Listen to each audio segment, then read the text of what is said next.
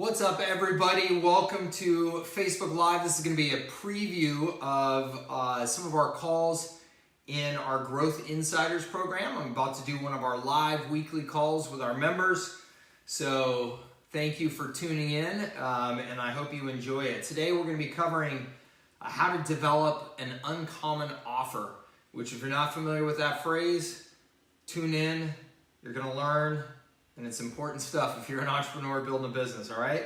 Let's go ahead and get this show on the road. Let's make sure that everybody can hear me on my microphone, okay? Got my cold brew ready.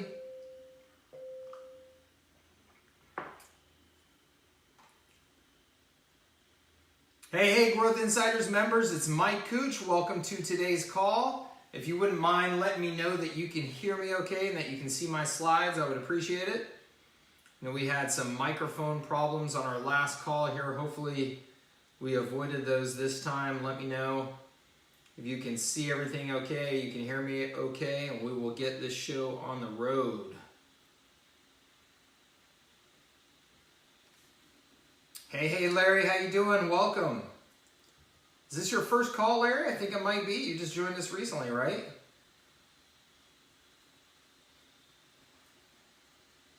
Awesome. Welcome, Larry. Thank you so much for being here. I appreciate it.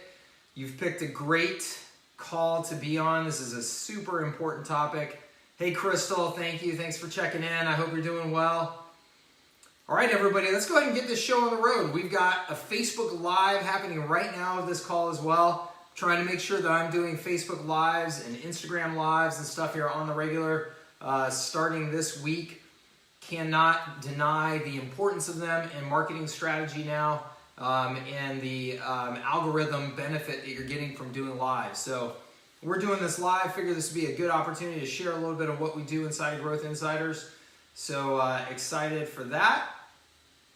And a reminder, I've got a reminder on my whiteboard behind me right now to be on offense in your business, be on offense in your life. And I want everybody to have that mindset today here when we jump off this call, be on offense, attack your business, attack your goals, get things done, go for it. I've also, let's see here, I've got my cold brew ready to go. I've got my presentation loaded up, so I think we're ready. Hello, Fraser. Robert, absolutely straight line. That's what it's all about. I love it. All right, cool. So today, as you guys know, I have made enough of a point, I believe, about this inside of our group and inside of in my emails to you, that I think that developing your uncommon offer is literally probably the most important thing that you can do to grow your business. And I want to stress again, and for those on the Facebook Live who are not familiar with the content of the program here, this is directly from a book called The Inside Advantage by Robert Bloom.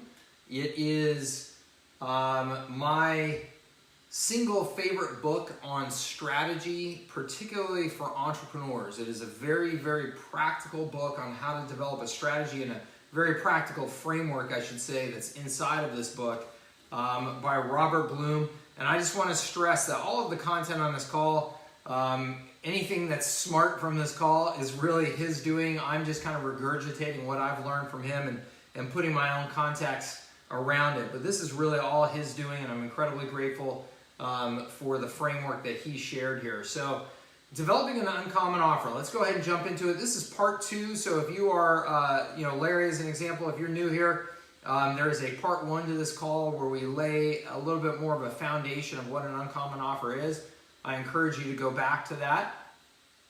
This is the 4 elements, though, in this slide of an inside advantage. And an inside advantage is Robert Bloom's essentially approach to strategy for businesses. That you've got to know who it is that you're targeting, the core customer that's most likely to buy your product or service in a quantity required for the profit that you're going for, okay? The what is the uncommon offer. This is the thing that you're going to take into the marketplace that's going to differentiate you from your competition, and it's what you're going to deliver to your customers, and that's what we're covering today. How is your persuasive strategy? How you're going to convince people to buy from you versus the competition, and then owning it is this series of what he calls imaginative acts that are designed to make sure that your customer fully experiences what is unique and differentiated about you. So these are these 4 elements of an inside advantage. Today we're covering the what, the uncommon offering. So also for those of you on Facebook Live, what I'm going to do is I'm going to put a link to these slides. I should have done that before we started here. I apologize. I will do that after the call so that you can watch this and you can follow along with the slides as well, okay? So today we're covering the uncommon offer. So again, going back to Robert Bloom's book, The Inside Advantage, these are the 4 elements of creating a winning strategy and creating growth at your business. So just a quick recap, what is an uncommon offer? It's both the tangible benefit of your product or service and the emotional experience that you want to deliver. Okay, it's both the tangible benefit of the product or service and the emotional experience that you want to deliver. So for those of you who are on the Facebook Live that I did inside of the group this morning, I used Toys R Us as an example of having an uncommon offer. Back in the day when Toys R Us was this strong brand in the marketplace, they were one of the strongest brands in the marketplace. It really was a powerful brand because not only did they have these massive stores that had every toy that you can imagine on the shelves, but they had the emotional experience that they wanted their customers to experience, and they delivered it really well, which is that feeling of being a kid. It's Christmas, like every day is Christmas, where every time you went into Toys R Us, or every time you heard that jingle on the TV commercials or on the radio about wanting to be a Toys R Us kid, it really didn't matter if you were 7 years old or you were 47 years old. You had that feeling, that emotional connection of what it was like to experience getting that perfect toy again, getting that surprise, getting that thing that you wanted that you didn't think you were ever going to be able to get, and it shows up under the Christmas tree or at your birthday, whatever it is. That experience is so magical as a kid, right? And Toys R Us captured that and capitalized on that. So they had the tangible benefit of having a lot of toys on shelves. And back in the day, so rewind 30 years ago, having a big box store with a ton of different toys on shelves was actually a differentiated thing in and of itself, right? The fact that they had this toy superstore where you had massive selection and you had good prices was a differentiator in and of itself. Now, Walmart, of course, made a focus on toys and really put the pressure on Toys R Us. And then, of course, Amazon became the ultimate big box store in that you could essentially find anything and have it delivered to you immediately. That put a lot of pressure on Toys R Us. And Toys R Us did not adapt on the tangible benefit of their stores. And that also then forced them to try to survive purely on the emotional benefit, which it did not do. And it failed to adapt, and it failed to revitalize that uncommon offer over time, right? It got to the point where it was no longer a viable combination. It was being destroyed by the competition in the marketplace. And again, as I said in my live call this morning, he was going up against Sam Walton and against Jeff Bezos, 2 of the most legendary entrepreneurs in history. That was the competition for Toys R Us. So kind of hard to say, that it would be very easy to compete against those 2. But they were made irrelevant. Their current model was made irrelevant. And it's a job as an entrepreneur, it's a job as a CEO to always be looking out for how do you become irrelevant in the marketplace and how do you adapt. And what Toys R Us needed to do was adapt to maintain that uncommon offer, and they didn't. They obviously let that slip away, and it's a dramatic failure because it was such a strong brand. So an uncommon offer, that combination of tangible and emotional, that's the essential component of your growth strategy. And I'm a huge believer in this, that the reason why you see so many would-be entrepreneurs right now jump into online marketing and think that they can just copy a funnel or think that they can just copy a product and then they're going to have their 7-figure business, they're going to be millionaires. And they take that exact same funnel structure, they take the exact same content even in that funnel, and they put it up online, and they don't have the same success as the person that they copied, and they wonder why. Why am I not getting the same sales out of it? I've got the exact same funnel structure. I'm running Facebook ads to it like that other guy is. The reality is that when you are copying just the specifics of a sales process or a marketing process, or even of a product, but you don't have the overall uncommon offer, you don't have the intangibles, you don't have the emotional experience nailed down in your brand and the way that you deliver that to your customers, you are never, ever, ever going to be able to get the same results as that competitor that you're copying. And that's why when people worry about being copied by their competition, I always stress, if you are truly delivering on an uncommon offer, you don't have to worry about the competition copying you, because they can't copy you. They literally cannot copy you. Okay, so the unfortunate thing right now is that you see so much focus on things like funnels that entrepreneurs are getting into the game, and you can see this in some of the big, Facebook groups and stuff like that, where people are just absolutely stumped. I don't understand. I put up a funnel and I'm not getting sales. Well, it's because the market knows. The market knows when they see the exact same offer put up into the market every single day, the exact same ad, the exact same funnel, right? One, that causes confusion, and two, they're not able to differentiate anymore between one or the other. And the reality is the way that they will differentiate ultimately is not just on your sales funnel, your marketing funnel, or even the product that you're offering. It's the whole experience. It's the uncommon offer. So you may get attacked in the short term by somebody who copies your funnel, or you may, unfortunately, if you've bought into this, you may take a funnel yourself and put it up online and experience sales, and maybe even a rapid burst of sales for a short period of time. But if you don't develop a complete uncommon offer and a way of delivering a differentiated experience to your customers in the marketplace, over time, those sales are going to go away. They absolutely are going to go away. So you've got to develop the whole thing. So what is an uncommon offer? To continue to talk about this, it is not a marketing gimmick. Okay, this is not a single campaign. It's not a single product or service. And it does not have to be a unique technology. It does not have to be something that you have patented. In fact, the best companies that I can point to don't have those things. So don't give yourself the out of thinking that you have to have something truly unique. You do not have to have something truly unique. You just have to deliver something uncommon. We'll talk about the difference here. But it should drive all of your marketing campaigns. It should drive your products and service and how they're shaped and delivered. It should drive what we call your critical moments of truth. Those most important interactions with your customers should be infused by this common offer at every turn, at every point. Because again, that's how the customer feels your differentiation. That's how they experience your differentiation. It's not that you delivered the same widget as the next guy, right, in the same funnel process.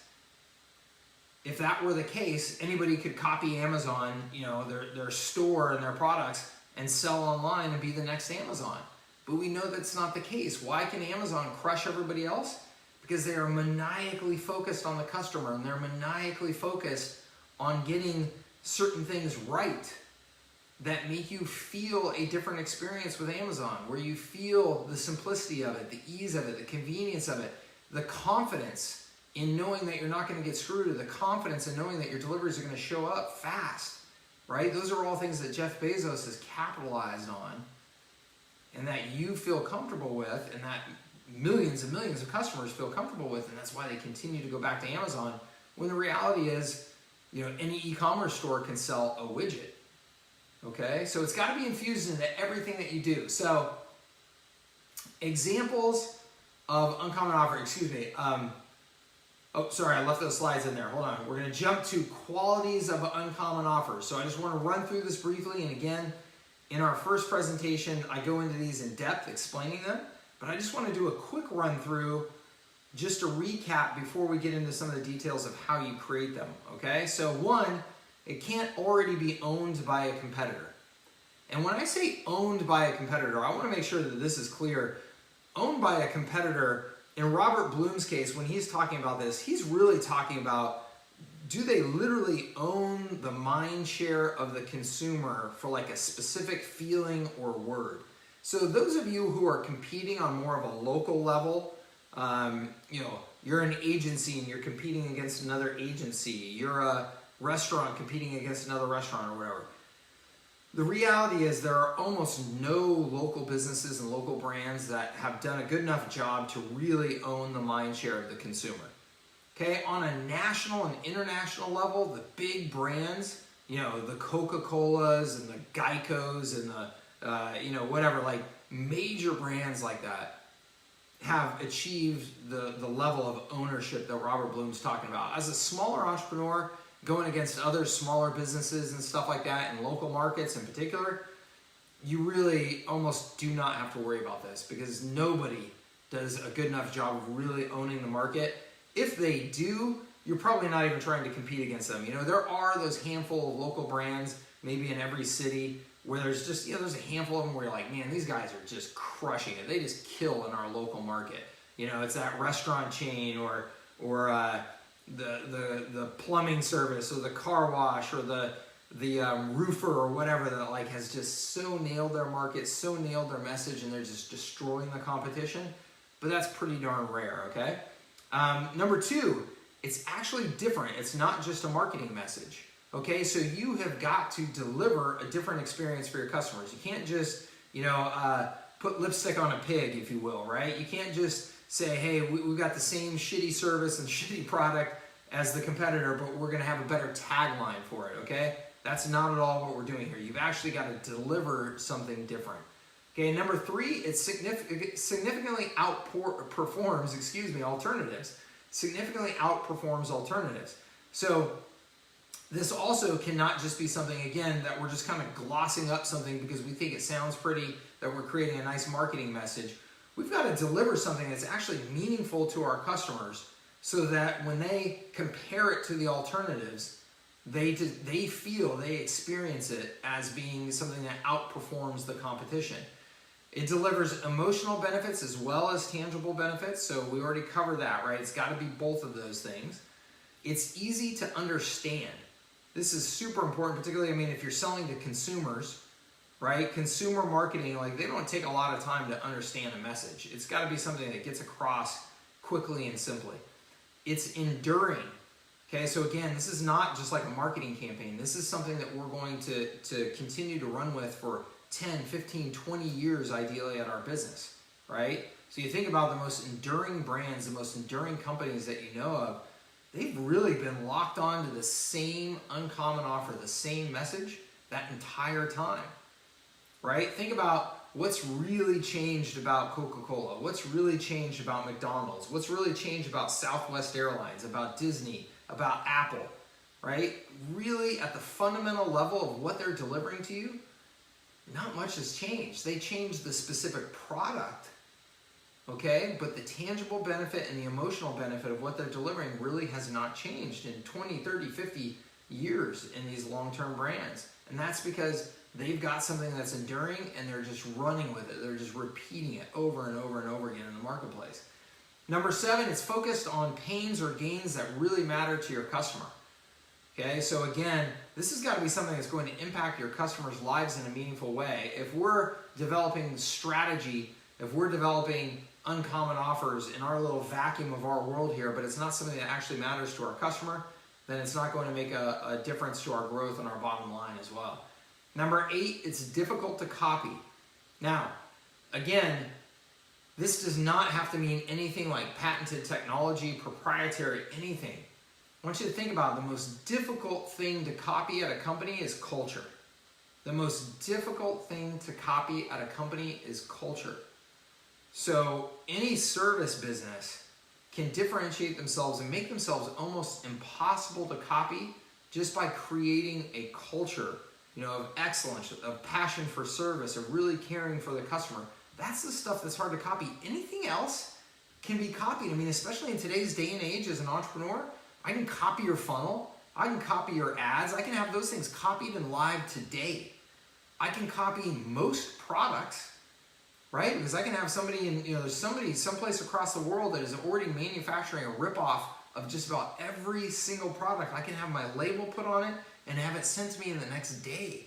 It's unbelievable, right? It's unbelievable. The only things that can't be copied are if they're truly patent protected, and then, go tell the companies that have patents on drugs and technology that it can't be copied, right? And they'll laugh at you because they'll tell you that they're in massive legal battles every day with countries all around the world that are ripping off their patents, okay? And that's the reality. I mean, the money lost to patented products is greater than the money earned to patented products. But they can't copy intangibles. They can't copy culture. They can't copy emotion. Those are the hard things to deliver, and that takes work, right? It takes work, but it's also the things that are impossible to copy. 9, it can be celebrated throughout the customer experience. Okay, so again, think about the best companies and how they celebrate what makes them different, what makes them uncommon throughout the customer experience. Southwest Airlines, you get on the plane, they're joking with you. They're cracking up throughout. You see their commercials. They're making fun of their competition, charging for bags. They're making fun of their competition, changing, ticket or charging for ticket changes. They're having fun, and they're showing the customer love all the time. And that is their uncommon offer. The intangible benefit is love. All right, just go study the company. That's their ticker symbol is love. So they are always trying to infuse that into the customer experience. Obviously, a company like Disney, right? I mean, Disney, just everything that they do is infused with what makes them uncommon, right? Apple's an amazing one, right? I mean, why do you think that Steve Jobs personally spearheaded the development of the first retail store? They had a secret warehouse where they developed the first store. They built it up, ripped it down, built it up, ripped it down. I think it was a period of like 2.5 or 3 years that they just did that. Built it, ripped it down, built it, ripped it down until he found the exact combination of things that he wanted so that when you walked into that store, you experienced Apple. You experienced their brand, right? You didn't just go into a retail store and buy a computer. You experienced Apple. So you've got to be able to infuse it throughout the customer experience. Number 10, perhaps most importantly here, you've got to be willing to commit to it 100%. If you're not bought into, as the leader of your company, as the entrepreneur, if you are not bought into creating something uncommon, creating something special, and driving that 100% every single day, your business will never be uncommon. Because there's nobody else that's going to drive this more than you are. That is your job as the entrepreneur. That is your job as the leader, is to be the one that has more passion than anybody else, that has higher standards than anybody else, and that's willing to just drive when other people think you're being unreasonable, when other people think, hey, we've already done enough. That's your job to continue to push that 100%. So if you're not completely committed to it, then your company's not going to ever be completely committed to it. All right, so those are the characteristics of uncommon offers. I just want to run through those, especially for those of you who are new on the call, to understand what we're talking about here. But again, encourage you, go back to the first call where I go into those in more depth. All right, any questions right now here before we get cruising on to the rest of the call here? You got any questions, let me know. Otherwise, we'll jump right into it. All right, cool. So actually, before we go into this, I want to stress, so for those of you who bought into Growth Insiders for the Leverage Selling Program, okay, the Leverage Selling Program will kick off in earnest actually, this afternoon and tomorrow and Friday and this weekend for sure. Yeah, absolutely, Larry, excited to have you here. I'm really glad the timing of when you're coming to this program is starting with this call with Growth Insiders for you, because we can put together all of the sales and marketing process in the world, okay? We can put together all the sales and marketing process in the world, and if you do not have an uncommon offer, you're never going to get the results from it that you expect, at least not in the long term. In the short term, right now, you actually can. If you take the things that we're going to cover in leverage selling and apply them, you will have an advantage over so much of your competition that you will benefit from it here. In the short term, you will absolutely benefit from it. But in the long term, more and more of your competition is going to be catching up to the same strategies and tactics. You have got to have the uncommon offer as the foundation of your sales and your marketing to give you that long-term advantage. So it's so critical that you understand this.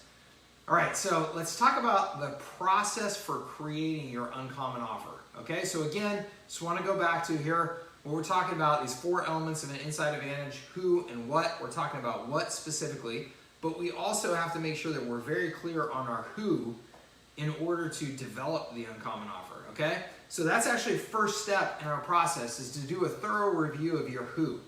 So again, he defines the who as the core customer most likely to buy your product or service in the quantity required for optimal profit. Clarence Fisher, if you're on this call, or when you watch this replay, because I know you will, this is the feedback that I was giving to you, right? You've got to know who the who is that can buy in the quantity required for the growth and the profit that you're looking for. So many of us have so many types of customers. There you are, Clarence. We have so many types of customers, and we think that we want to deliver everything to everybody, but the reality is not all customers are equal, right? Thanks, Jimmy. Not all customers are equal. There is a certain customer that you're going to focus on that is most likely to buy your product or service in the quantity required for optimal profit. That is who we're going after. Okay, that is our target. We have to be very clear about who that is, so that we make sure that the what that we're delivering is really designed to meet their needs. Okay, so the first thing that we're going to do is we're going to do a review of that who. The second thing is to then make a list of all the potential offers that you have that could be capitalized on for that who, right? So what are all the things that you could offer, or you do offer, that you could capitalize on and deliver to that who? And the first thing we want to do is just kind of list them, okay? Not evaluate them, not trying to determine which one is the perfect one yet, because that's this process that we're going through. Number 3 then is to examine for those offers that offer an emotional connection. So not just the tangible benefit, but they also offer an emotional connection and then can drive profitable growth at desired levels. Okay, 2 very important things there to make our uncommon offer work. We have to have that emotional connection and can drive profitable growth at desired levels. Okay, that's step 3. Step number 4 is then to ask yourself the following questions to help evaluate those. Is it already owned by a competitor? Is it discreetly different? Can it stand alone, or could it be combined with another offer? Will it be enduring? Will it enable you to deliver a meaningful experience at every touch point, every critical touch point with your customers? And does it deliver the emotional assurance your most important customer needs to remain loyal to you? Okay, very powerful set of questions there. Is it already owned by a competitor? Is it discreetly different? So discreetly different meaning, again, this is not just a marketing message that we're putting on something. Are we able to actually deliver something different to our clients, to our customers, so that they see us as differentiated in the marketplace, as uncommon? Can it stand alone, or could it be combined with another offer? So you may have a variety of things that you believe that you can deliver to customers. There may be multiple ones that you combine together, right, that create this uncommon offer. Will it be enduring? Okay. Will it enable you to deliver a meaningful experience at every touch point? And does it deliver the emotional assurance your most important customer needs to remain loyal to you? Okay. And then Larry, that's a great question. I'm going to answer that here in just a minute, but let me show you the one more question, or one more step, is to draft a statement that expresses your uncommon offer, which is what he calls the what, again, that captures both the tangible benefits as well as the emotional experience you offer. Okay? And then number 6 is to review that to ensure that your what statement tightly integrates and aligns with the who and what they want. Okay? It's absolutely critical that our core customer, our who, and our what line up so that we're delivering the right thing to the right person. Okay, if we're delivering the right thing to the right person, if we nail that, right? That's what Peter Drucker calls marketing, right? That's what Peter Drucker said makes selling superfluous or unnecessary. Is that if you really know who your customer is and you can align with them, understand their needs so much that you can deliver a product or service that essentially perfectly meets those needs because you understand them so well, you won't have to sell, right? You barely have to sell at all because that customer will know that you've got the thing that's right for them. And that's our goal. So we want to make sure that that really tightly aligns, okay? So Larry, I'm going to answer your question here as we go through some of these examples, okay? So these, by the way, at least the first couple of them are straight out of the Inside Advantage. I just used some of his examples that I thought were good examples that people would understand, could relate to, at a pretty just kind of normal level here. So one is a golf products retailer. Okay, so let's say that you're a golf store.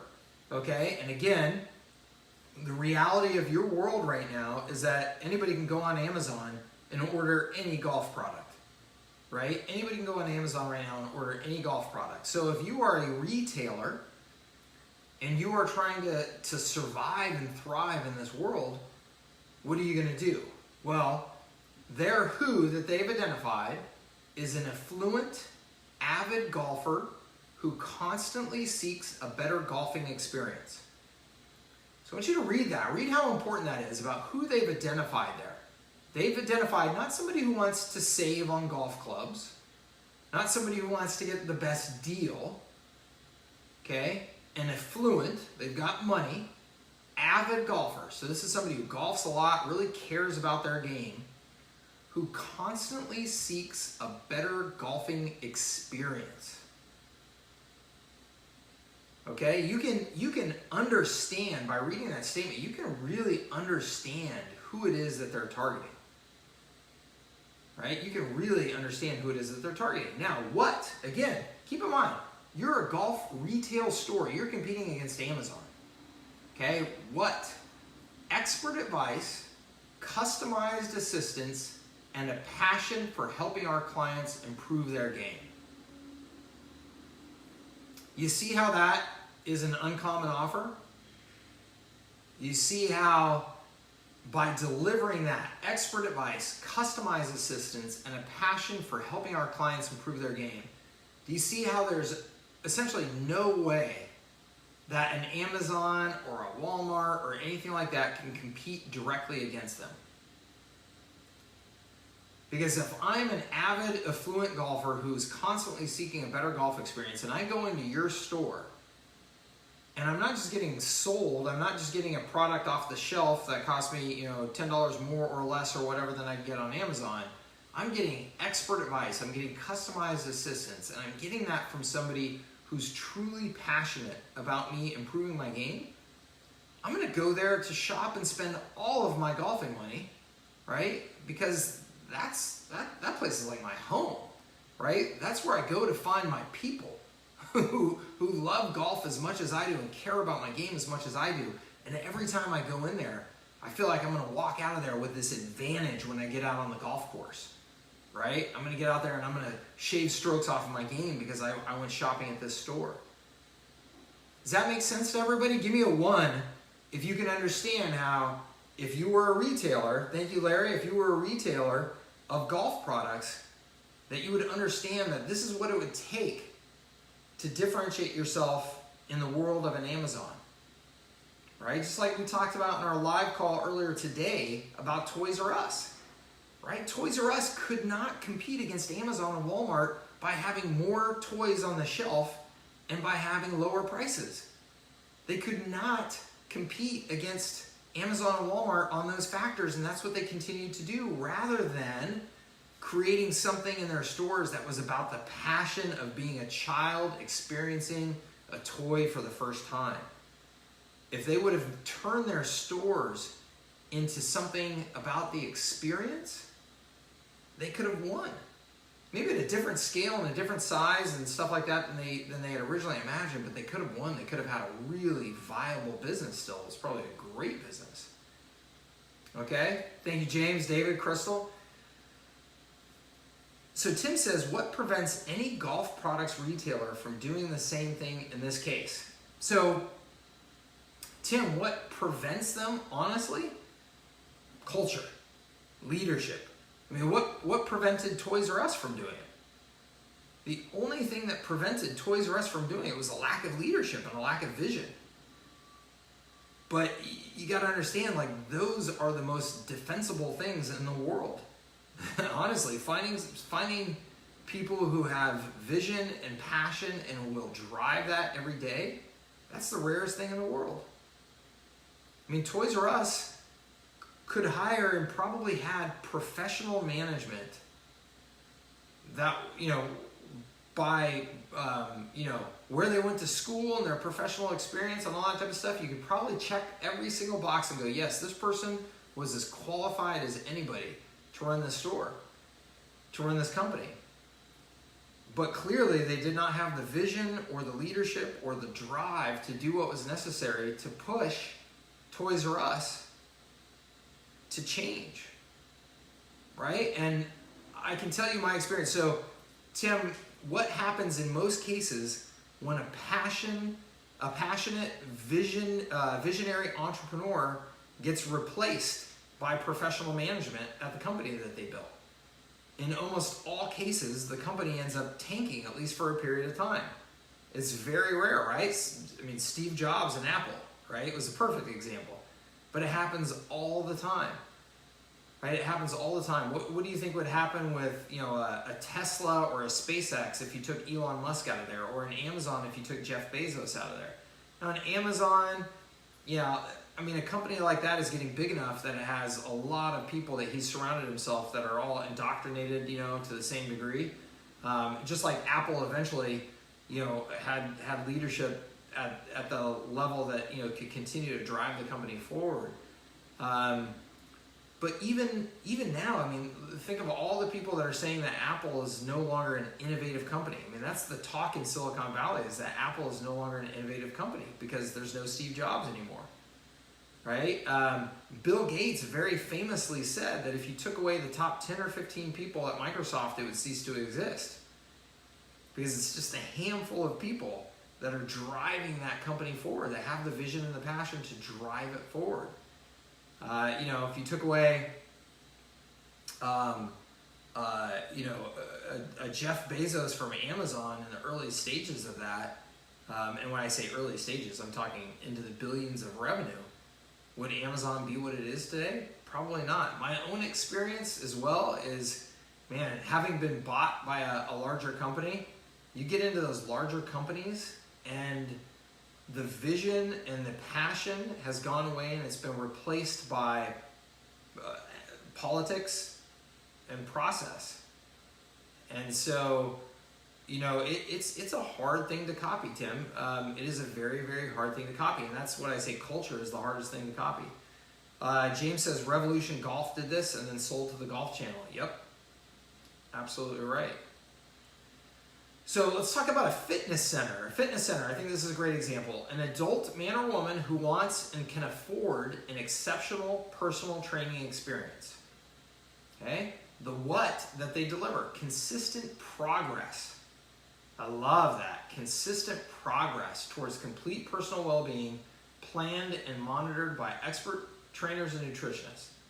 How different is that from getting a membership at 24 Hour Fitness or getting a membership at Crunch, right? And I'm not knocking either of those things. I'm a member at Crunch. I got one right outside of my place here and I love it.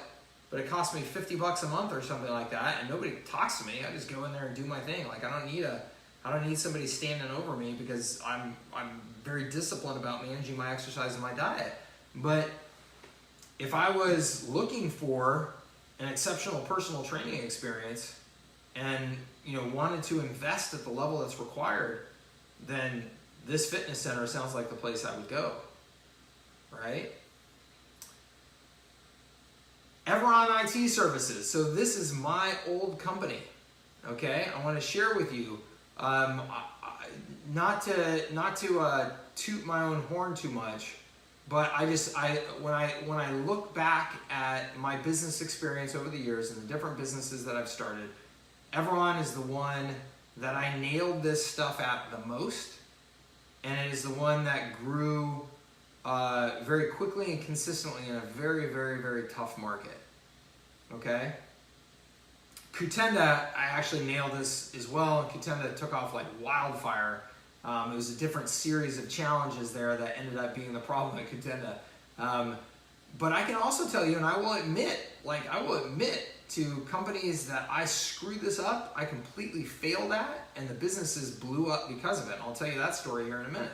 So Everon IT Services, again, think about this world of IT management and support services where we were competing against these IT guys that were just terribly unprofessional. They were sloppy, they dressed sloppy, they showed up late to appointments, they act like they own the place because they knew something you didn't know, which was technology, and they kind of had you bent over a barrel. It was just a brutal market from a professionalism perspective. And I was not a computer guy, I was not a technology guy, I was a business person. And so I just looked at the market from a business perspective and said, geez, if somebody would just bring like really professional service into this market, they should be able to kill it. And it's this huge, fast-growing market. So that's why I started Everon. I knew as a business owner myself previously that there were business owners that were more and more, they were starting to value technology and see it as a competitive force in their business that they wanted to invest in. And they wanted to be proactive about managing it to make sure that their employees could take full advantage of the technology to compete at a different level in their company. Now, there's still a whole ton of small businesses out there that didn't believe that still don't believe that today and won't proactively invest in technology and won't proactively invest in management. They'll wait until something is broke and then they'll call somebody to fix it. That's the break-fix market. That is not what I wanted to be in. That's not who I wanted to sell to. Proactive IT management and support. That was how I differentiated, or how I determined if a prospect was right for our services. Do they want to proactively manage and support the technology to make sure it's most effective for their people? If not, then that's not my customer. Okay, so what did we deliver? Comprehensive, proactive IT management on a predictable budget, backed by the remarkable service experience. Now that second half is where the emotional benefit comes in and where we really made ourselves uncommon. Because just like, somebody, Tim asked, well, what prevents you from copying? Well, I'll tell you, in the IT services space, it took 5, 6, 7 years before our competitors started catching on and really legitimately trying to copy us. And that's because it was culture, it was service, it was remarkable service experience. It was us measuring at every touch point with the customer. What was the customer experience like? How did they feel? It was us measuring how many rings did it take for us to pick up the phone? How long did it take to resolve the customer's issue? How fast did we call them back? When we sent somebody on site, were they on time or not? What percentage of the time? So we measured all of that and we reported that to our customers constantly. And we reminded them of our belief in remarkable service all the time. And I talked about it constantly to my employees, and I had frameworks that I shared with them to teach them what remarkable service was and how you deliver it and how you handle stressful calls and all that type of stuff, so that we were constantly focused on the emotional benefit of having a truly remarkable service experience. And that was why we won in that marketplace. We delivered a great tangible benefit, but honestly, there's all kinds of technology companies out there that were better than us at the technology. But what we won at was the remarkable service experience. And we crushed that.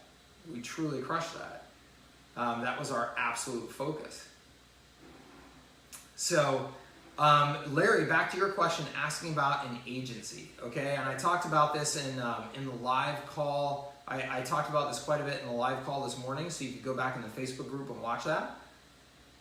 But to me, an agency always has the ability to differentiate themselves the same way that I did here with Everon and the same way that Southwest Airlines does, which is by love.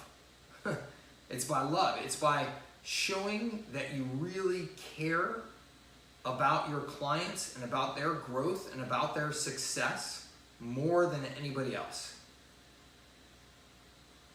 Yes, carefully spending their ad budget as they would their own. Absolutely, Larry. That's a perfect example. So that is an example of how you would deliver the experience that is the greater experience of love or remarkable service or whatever you want to call it, caring, right? So demonstrating to them how careful you are with their ad budget, doing that proactively with some sort of report every month is exactly how you would then demonstrate. So we talk about in a future training, that's exactly what we're going to talk about, is how do you design all these specific touch points to remind the customer that you care, to remind the customer that you love them. Okay, so that's a good example. Some of the other examples that I used on the call today was like what I did at Everon for years was I would send my clients books. I was a fast growth CEO. I was on the Inc. 5000 list 3 years in a row. People in Boston knew me as an up and coming CEO, right? And my clients would ask me all the time, how are you growing your company so fast? What are you doing? Why are you guys so good at sales and marketing? Why are you guys so good at customer experience? So what I did was when I started reading books like this, because I've always been a voracious reader and learner, when I would read a book like this that would have a major impact on me and how I was thinking about growing my business, I would send them a copy with a handwritten note. And I would say, hey, I think that you're going to really love this. It's had a massive impact on me and my business. And as you know, we've grown 75% in the last year. Here's why this book was important to me. I hope you enjoy it too. So Larry, that simple touch, maybe you do that once a quarter. The simple touch of a handwritten note to your client, demonstrating to them that you care enough about their business and helping them to share with them something that was meaningful to you and you think will be meaningful to them, that alone will differentiate you in the mind of that client for years to come, that you actually took the time to do that. So the other ways, Larry, in an agency business are by being very vertically specific, right? Very niche specific focus. So Rob Bailey is doing a beautiful example of this right now of focusing on gyms. Okay, go look at what Rob Bailey's doing. He is an excellent example of this. He's tailoring everything that he's doing to gyms so that they know that he really knows their business and understands their business and will get the kind of results that they're looking for. That's an incredibly important one in the agency business. Okay, so there's a lot of ways to do it, Larry, and I can give you all kinds of examples. Most important thing is that you drive this, right? You drive this yourself. And that's one of the things that actually Robert Bloom says in this book. There's a great line in here about you cannot delegate this to anybody. You cannot expect anybody ultimately to give you the final answers. It has to be something that you create and you drive because you have to have total ownership. Absolutely, Larry. James says, how about targeting a specific service within an agency? Absolutely. Absolutely, James. So we're going to be the absolute best at YouTube ads, and then you can even take that further. We're going to be the absolute best at YouTube ads for X, right? For e-commerce businesses, for gyms, for real estate agents who want to develop their personal brand. Absolutely. All right, so that's Everon IT services. Let me go to, so let's talk about Growth Insiders, okay? Growth Insiders. So I was asked on a previous call, what is Growth Insiders' uncommon offer? And actually before we talk about this, let me tell you about one that I really screwed up the execution of this. I did. So many of you know my business, Paloha. Paloha was an essential oil company. I started that kind of on a whim, honestly. I had an employee, a member of our team, who she said, you know, all of my friends are using essential oils. Okay? Yeah, Patrick, the Inside Advantage, that's right.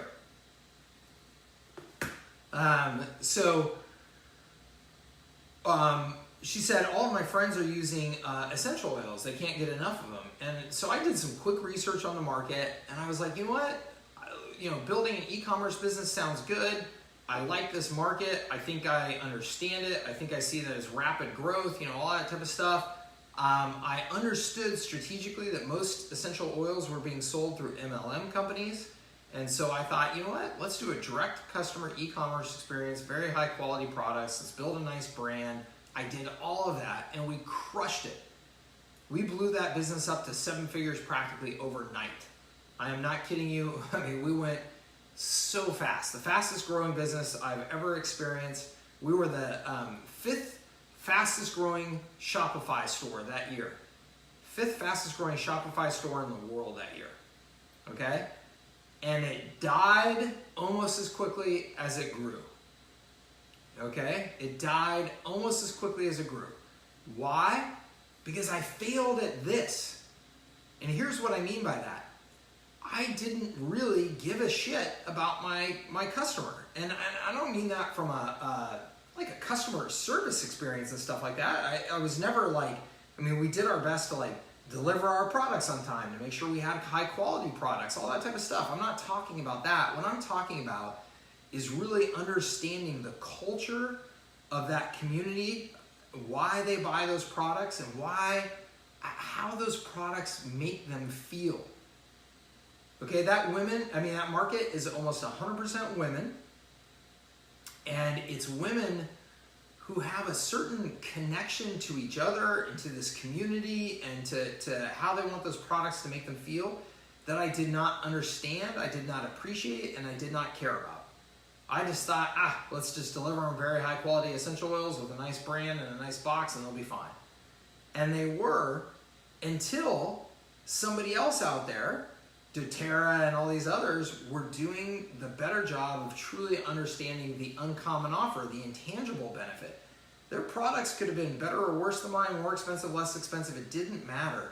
They were going to win because they understood the uncommon offer, the emotional experience that those women wanted to have in buying their products.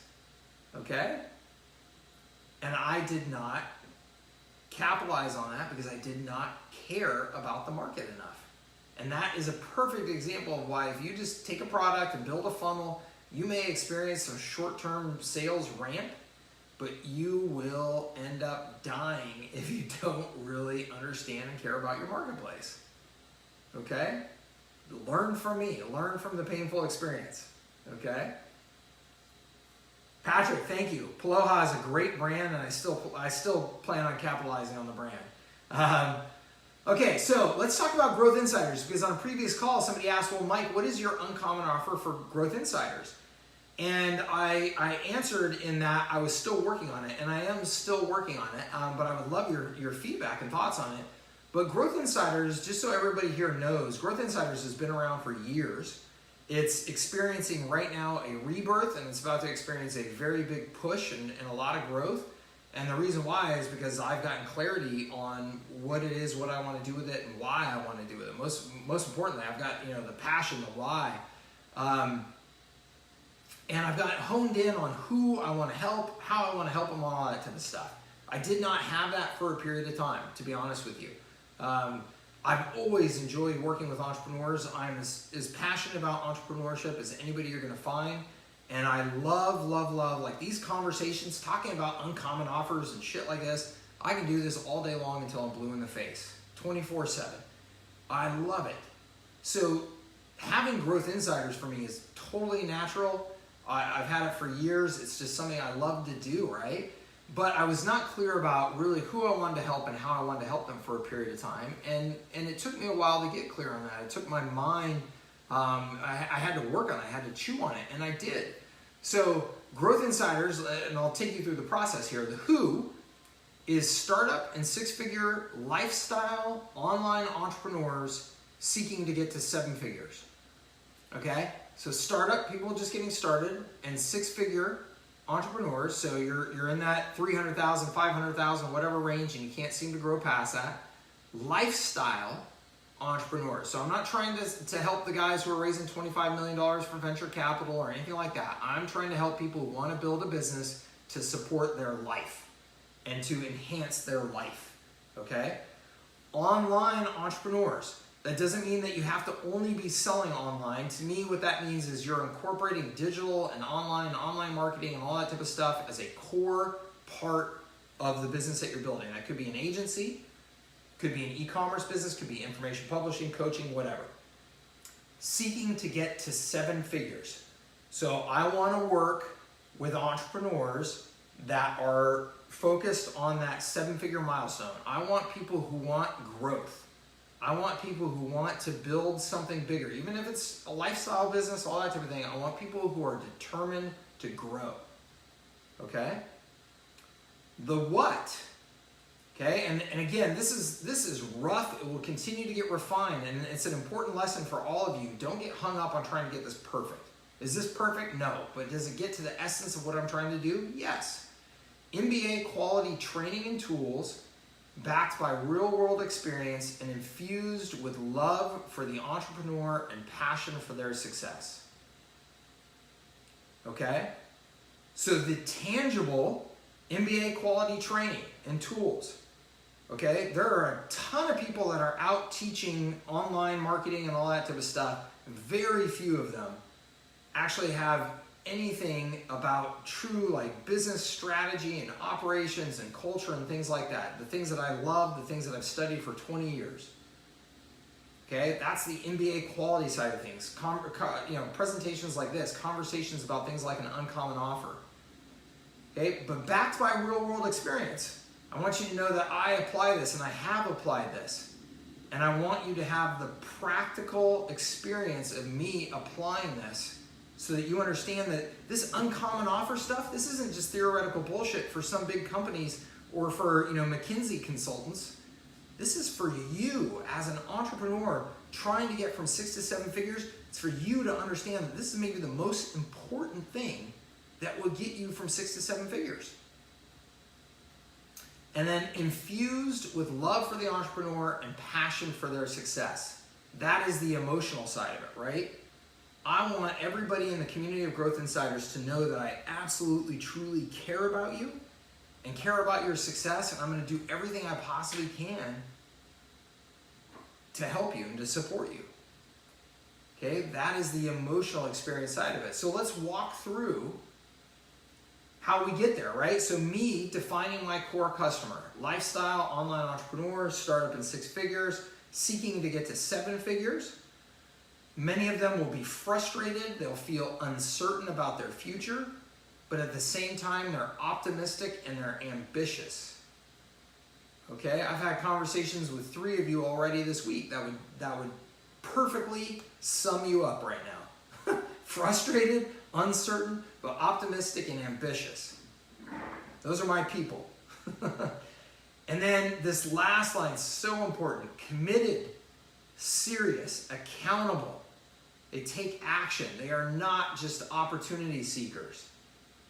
Okay, there is a huge difference between opportunity seekers and entrepreneurs, people. If you haven't figured that out yet, there is a huge difference between opportunity seekers and entrepreneurs. My friends who are entrepreneurs get shit done more than any group of people I know of. Right? There are people who just get it done. It doesn't matter that it's challenging. It doesn't matter that it doesn't feel good. They just go through things. They figure out solutions and they get it done. And I love those people. And then there are opportunity seekers who hop from one thing to the next. As soon as they hit a challenge, they go and jump to another thing. Okay? They're just bouncing around all over the place. That's not my group. That's not who I'm looking for in this program. So you can see my avatar starts to become very clear, right? The core customer problem that they want solved, right? The problem that they want solved, they have confusion, they have overwhelm, they have lack of structure. They feel alone and isolated. They fear investing in the wrong things and spending their money and their time foolishly. And they have a fear of missing goals and failure. Essentially, resources, tools that help you stay focused on the right things, tools that help you solve problems, tools that help you manage and grow your business effectively, live training calls, live events. Okay, the list could go on. You know, technology you could develop for you. I mean, there's all kinds of things, right?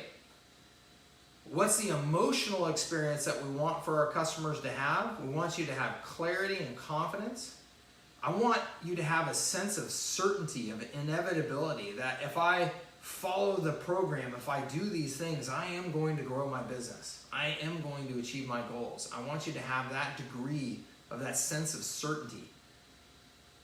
Focus on the right things so you're not distracted and chasing your tail by all the shiny objects. That you're in good hands, that you know that you've got somebody backing you up that can help you and support you and will. Support and accountability, so somebody that's going to give you a kick in the ass when you need it as well. Caring and passion and love for you and the game that you're playing. I love the game of entrepreneurship more than anything. I love the ups, I love the downs, I love the process, I love the grind. I love working 20-hour days when I have to. I love giving up my weekends when I have to. Most people think you're crazy. Most people think I'm crazy. I just had a conversation with somebody very important to me this week where she was like, I said, she was like, what are you doing? And it's like 9 o'clock at night. And I'm like, I'm going back to work. And she's like, oh, I'm sorry. And I'm like, no, don't be sorry. Like, I'm going back to work because I want to go back to work. Like, I want to go crush some things. I'm not going back to work because anybody's telling me I have to. I'm not going back to work because there's a deadline hanging on me tomorrow that some manager imposed on me.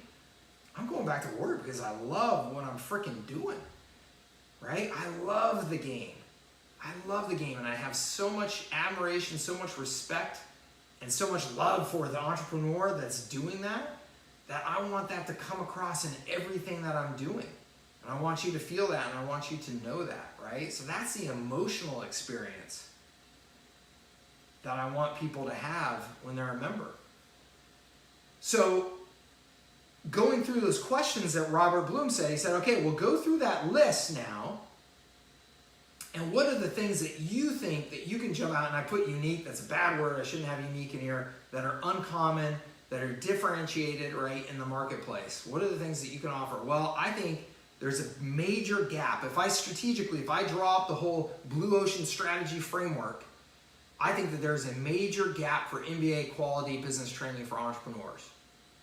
Okay, that's practical, that's grounded in, hands in the dirt reality, right? I think that there's a major gap for that in the marketplace. So, and I love that stuff. I love that stuff. I got my MBA from the #1 program in entrepreneurship in the world. I read books like this, like it's drinking water, breathing oxygen. I love that stuff. And I think that I have a pretty good ability to translate that stuff into practical lessons for people to understand. I also believe that I can deliver, again, digital sales and marketing strategies and tactics that are specifically applicable for your stage and your needs. So there are all kinds of people who are doing training on, Facebook ads strategy that's so dialed in that if you want to, be the absolute best Facebook ads manager going to work for the Fortune 500, consumer goods company that's running, $2 bazillion in Facebook ads every day, that you can get into that level of detail and you can know how to micromanage a Facebook ads campaign like nobody's business. I know that in order for you to succeed as an entrepreneur, that's not what you need. You need enough Facebook ads management skills to go out there and build your business, but you don't need to understand how to apply, regression models to the, campaign over the last month to be able to dial it in. Like, leave that to somebody else. That's not your job. So I can help with what are the skills and the degree of those skills that you need to build a business to where you're trying to go, so you can hire somebody to understand the regression models around Facebook ads management. And then combine those things with giving a shit, with loving, with caring. Okay? You combine those things, and that's the tangible and the intangible. Yeah, David, I know, right? I get fired up. That's the tangible and the intangible. Okay? I also think that there are tools that I have developed in the course of building businesses that can help you manage and grow your business effectively, that are simple, they're easy to apply, that if you look, the daily scorecard, the predictable growth management process. Those are things that if you apply them at your business will be managed more effectively and you will grow and grow more profitably. I can share those kinds of tools. And again, those are the kinds of tools that most people are not teaching and not delivering. Okay? And then more of the emotional side, the intangibles, being trustworthy, being responsive, actually doing what we teach, being transparent, being authentic. These things I think are really important in differentiating what I'm doing in the marketplace. And so that brings me back to the MBA quality plus real world experience plus giving a shit, loving and caring. Okay, that is enduring. That combination of things is enduring. It speaks to the emotional connection that we want with our tribe of people.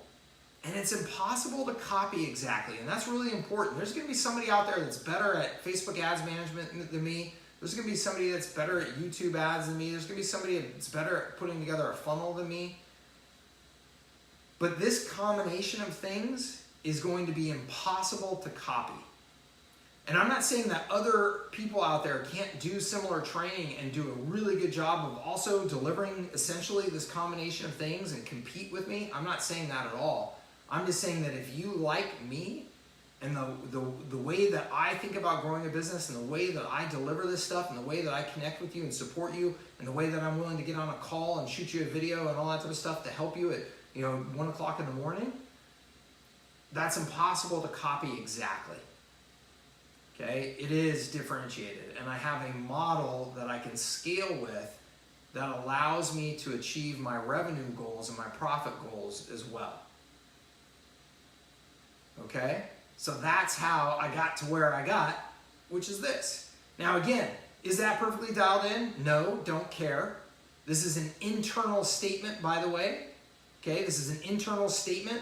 Other than me sharing this with you for the business lesson here and the training, nobody's going to see that other than people inside of my organization. And what matters is how I bring this to life going forward. That's what will matter. That's what will bring the customers in and keep you here, is if I'm doing a good job of actually delivering on this. Okay? So that's my job going forward. So I hope that helps you, giving you some examples and giving you that specific process. Again, go back to the 6 steps. That's from Robert Bloom on how you deliver an uncommon offer. And I want to remind you, again, it's not a marketing gimmick. It's not a campaign. It's not a single product or service. It's not a unique technology or patent. Thank you, Jimmy. I appreciate it. But it should drive everything that you're doing and be infused in everything that you're doing. And just to give a couple real quick examples that are just excellent at this, just to close this out. Southwest Airlines, think about it. They have nothing proprietary, nothing patented, and yet they have crushed the marketplace because they have the perfect uncommon offer combination. They have the low-cost, on-time flights. That's the tangible benefit, but love is the intangible benefit. They show that they care about their customers more than any other airline, by not charging you change fees, by not charging you baggage fees, by not doing all of that BS, by not being stale in their customer service with you on the flights, by doing commercials where they have fun. All of that is meant to demonstrate the love to go with the low-cost on-time flights so that they're not another Spirit Airlines, right? If you've ever flown on Spirit, which I have and I will hopefully never do again, Spirit Airlines is low cost and that type of thing, but oh my God, is it a different experience than flying Southwest because they don't have the love at all. Okay? So that's a totally different experience. Another company, and you can see it, right? Without a heart, it's just a machine. They understand it so clearly and they infuse it in everything that they're doing. And look at, you can see their ticker symbol up there on the top. Says love, L-U-V. That's their ticker symbol because they know this stuff so well. They made it their ticker symbol. They didn't make it SWA, Southwest Airlines, or anything like that, right? Next, Rackspace. I love this company. They crushed it. Leading technology plus fanatical support. This is what we modeled when we built Everon.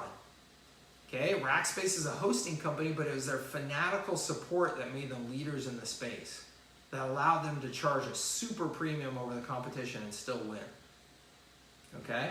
And you can see fanatical support wherever you are, 24/7, 36. Okay? They were the Gartner leader in their Magic Quadrant for public cloud infrastructure. It's that technology plus the fanatical support combination. All right, your homework and your challenge, and I'm running a little bit late here, I apologize. Do the exercise outlined in this training. Create your V1 who and what statements. If you're comfortable, share them in the Facebook group. If you're not, email me. Okay, email help@digitalmarketinglab.io, help@Leverage Ventures, any of our help addresses, and it will get to me. Share it with me. I'd be glad to give you some feedback. Okay, and let me know any questions that you have. But gang, I cannot stress enough, this is the most important work that you will do. This is the most important work that you will do in building your company, is to get clear on this and to pick something and run with it. Run with it with 100% commitment. Okay? It will differentiate your business and it will be infused in everything that you do.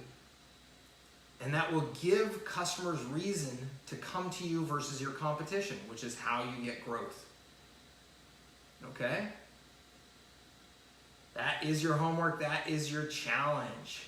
Any questions that you have, let me know. Thank you so much for your time, as always, for being here. Thank you to our Facebook Live folks for tuning in. Patrick says, just to confirm, your real passion, tools, and high-quality training is why I've continued to be a part of what you're doing for several years. I've stepped away from Campfire a few times as focus changed from local to e-com, but you are consistent on the core value delivered. Thank you so much, Patrick. I appreciate that. And I'm so excited to hear that because honestly, I know I can do a dramatically better job than I have been doing. And I'm so fired up to deliver just a whole different level in the year ahead and in the years ahead. Because now I'm clear. Now I know exactly who I want to help, how I want to help them, and what I can do to add value to them. And I will absolutely blow it out of the water. I'm convinced. And I'm passionate, as David pointed out. Yes. Awesome. Thank you, Patrick. Thank you, Larry. All right. Any questions, let me know. You have me in the Facebook group, of course, and in support ticketing as well. And I want you to know, so as always, for those of you who are new here, we combine fundamentals like this, business fundamentals, a more strategic level, with practical, tactical sales and marketing as well. So I also want to give you the tools that will help you generate more revenue today, not just some of the theoretical fluff stuff that you may think it's not theoretical fluff stuff. The foundational stuff that takes longer to implement and is a little bit kind of the softer side of things. I want to give you both. So next week's call, we're diving into leverage selling. For the next probably 6 weeks of calls, we're going to be 100% focused on leverage selling. It's going to be some theory, you know, some of the philosophy and stuff like that, but it's going to be a lot of hardcore execution as well that's going to help grow your business. So it's going to be a combination of those things. So everybody buckle in. We're going to go fast on that. We're going to have a lot of time invested in that. And we're going to have a great time with it, okay? So thank you very much. Thank you, David. I appreciate it. Thank you, James. Patrick, that's awesome. Thank you so much. I appreciate it. All right, gang. I'm past the hour. I appreciate you being here. Thank you so much for your time and attention in business always, but I want to get you back to your business. Get out there, be on offense, go for it. Thank you, Tim. I look forward to the next 6 weeks as well. Get out there, crush it, be aggressive. Like I said, be on offense. If you have any questions or anything, post them inside the Facebook group. Please do your homework, accept the challenge of creating and documenting your uncommon offer. Post it, share it with me so I can give you some feedback, or if nothing else, give you a pat on the back. And thank you again, as always, for being here and being a member of Growth Insiders. All right? Take care. We'll see you in the Facebook group, and we'll see you on the next call. Bye-bye.